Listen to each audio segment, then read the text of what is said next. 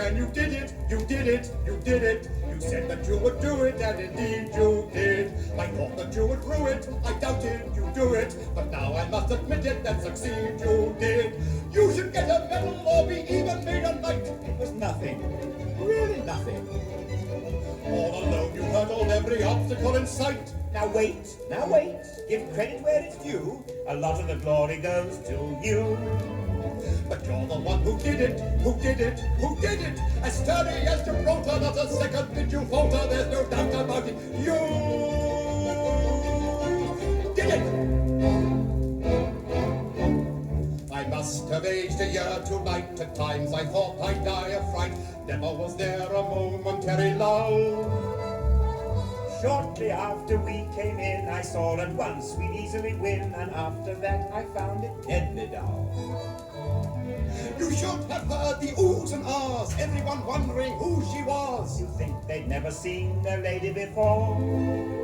And when the Prince of Transylvania asked to meet her, and gave his arm to lead her to the floor, I said to him, you did it, you did it, you did it. They thought she was ecstatic and so damned aristocratic, and they never knew that you did it. Thank heavens for Sultan Carpathy. He hadn't been there, I'd have died of boredom. Yes, he was there all right and up to his old tricks. Carpathy, that dreadful Hungarian? Was he there?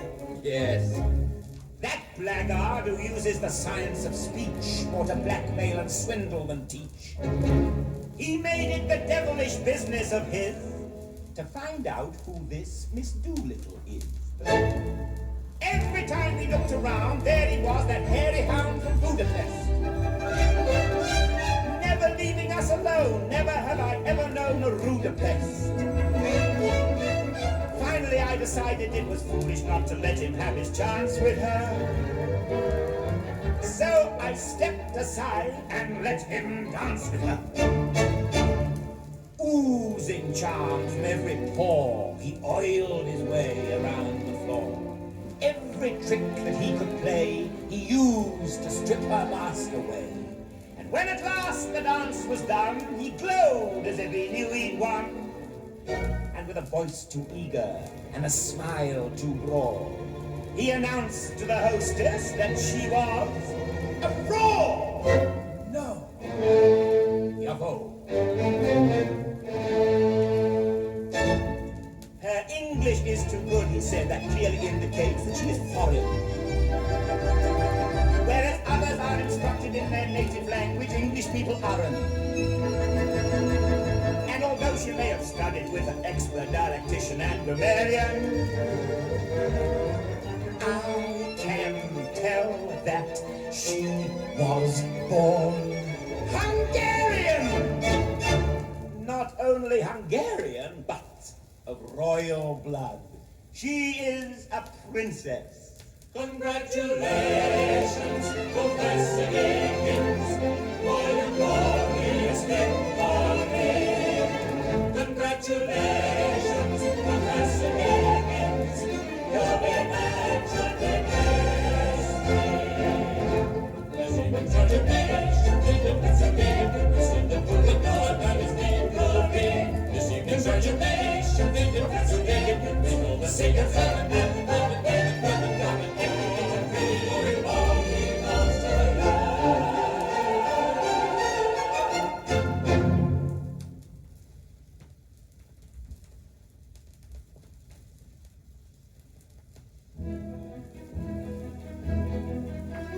Speak and the world is full of singing, and I'm winging higher than the birds. Touch and my heart begins to crumble.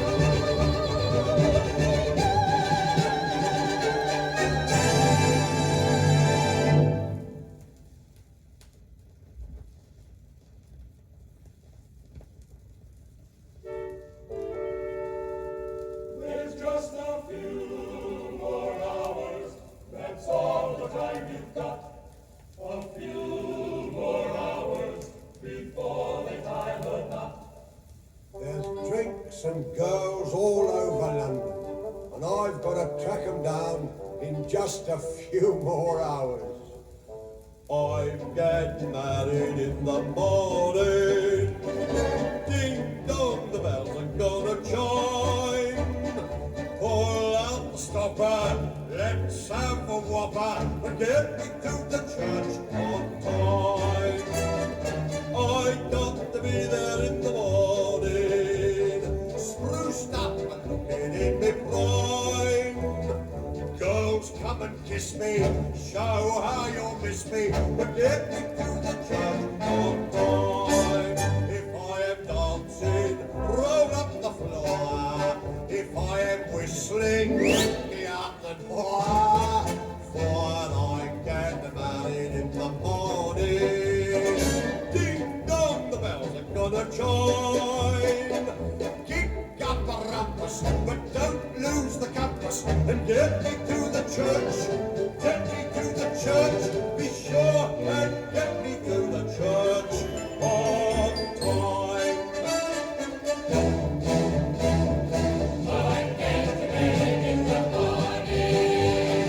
Ding dong, the bells are gonna chime. Drag me or jail me, stab me and mail me, but get me to the church on time. I got to be there in the morning, spruced up and looking in me prime. Some bloke who's able, lift up the table and get me to the church on time. If I am flying, then shoot me down.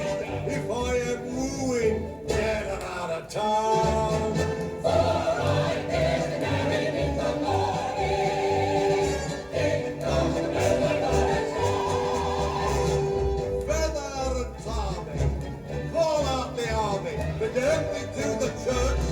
Get me to the church. Oh, sure. Get me to the church on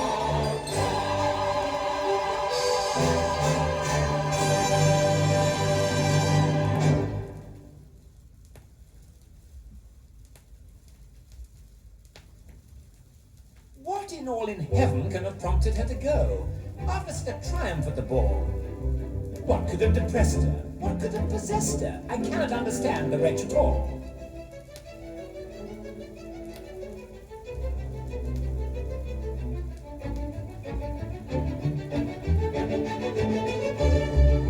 Women are irrational, that's all there is to that. Their heads are full of cotton, hay, and rags.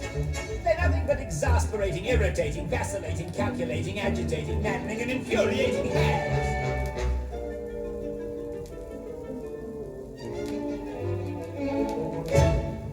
Pickering, why can't a woman be more like a man?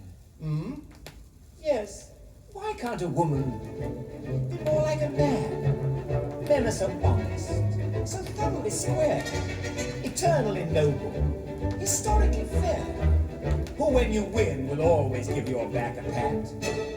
Why can't a woman be like that? Why does everyone do what the others do? Can't a woman learn to use her head? Why do they do everything their mothers do? Why don't they grow up like their father instead? Why can't a woman take after a man? Men are so pleasant, so easy to please. Whenever you're with them, you're always at ease. Would you be slighted if I didn't speak for hours? Of course not. Would you be livid if I had a drink or two? Nonsense. Would you be wounded if I never sent you flowers? Never. But why can't a woman be like you? One man in a million may shout a bit. Now and then there's one with slight defects. One perhaps whose truthfulness you doubt a bit. But by and large we are a marvelous sex. Why can't a woman behave like a man? Never so friendly, good-natured and kind. A better companion you never will find. If I were hours late for dinner, would you bellow? Of course not. If I forgot your silly birthday, would you fuss? Nonsense. Would you complain if I took out another fellow? Never. Why can't a woman be like us? Mrs. Pierce, you're a woman. Why can't can't a woman be more like a man? Men are so decent, such regular chaps, ready to help you through any mishaps, ready to buck you up whenever you are glum.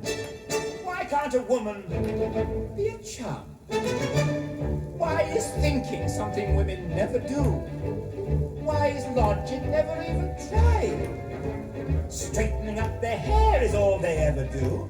Why don't they straighten up the mess that's inside? Why can't a woman be more like a man? If I was a woman who'd been to a ball, been hailed as a princess by one and by all, would I start weeping like a bathtub overflowing? Carry on as if my home were in a tree? Would I run off and never tell me where I'm going?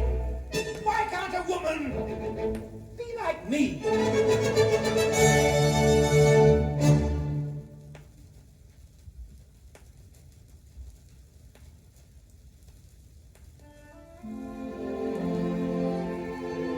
What a fool I was, what a dominated fool, to think you were the earth and sky. What a fool I was, what an animated fool, what a muck-headed dolt was I. No, my reverberating friend, you are not the beginning and the end. There'll be spring every year without you. England still will be here without you. There'll be fruit on the tree and a shore by the sea. There'll be crumpets and tea without you.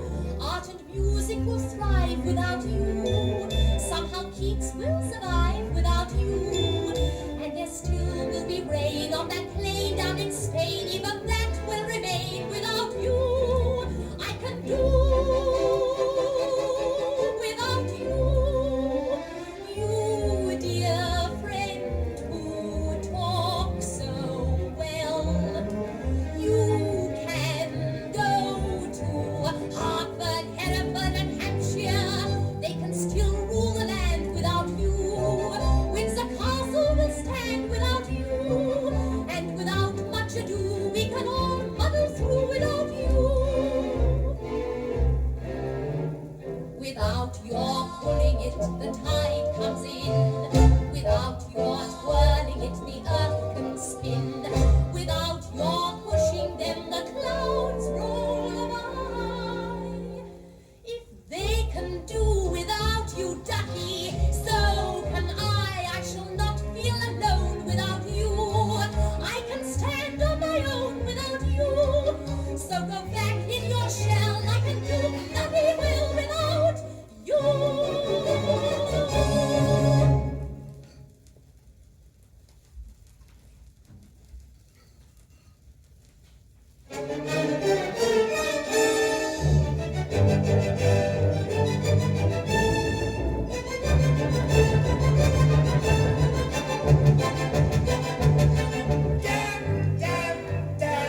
Damn!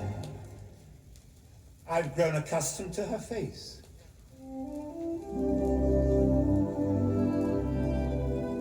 She almost makes the day begin. I've grown accustomed to the tune she whistles night and noon. Her smiles, her frowns, her ups, her downs are second nature to me now. Like breathing out and breathing in. I was serenely independent and content before we met. Surely I could always be that way again. And yet, I've grown accustomed to her looks, accustomed to her voice, accustomed to her face. Marry Freddie. What an infantile idea. What a heartless, wicked, brainless thing to do. But she'll regret it. She'll regret it. It's doomed before they even take the vow. I can see her now, Mrs. Freddie Eynsford Hill, in a wretched little flat above a store. I can see her now, not a penny in the till and a bill collector beating at the door. She'll try to teach the things I taught her and end up selling flowers instead, begging for our bread and water. while her husband has his breakfast in bed. Ha!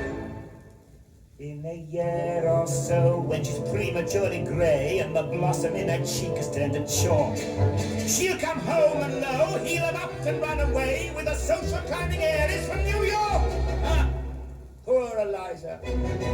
How simply frightful. How humiliating. How delightful. How poignant it'll be on that inevitable night when she hammers on my door in tears and rags, miserable and lonely, repentant and contrite. Will I take her in or hurl her to the wolves? Give her kindness or the treatment she deserves? Will I take her back or throw the baggage out? I'm a most forgiving man, the sort who never could, ever would, take a position and staunchly never budge. Just a most forgiving man. But I will never take her back. If she were crawling on her knees, let her promise to atone, let her shiver, let her moan, I would slam the door and let the hellcat free. Marry Freddie. Ha!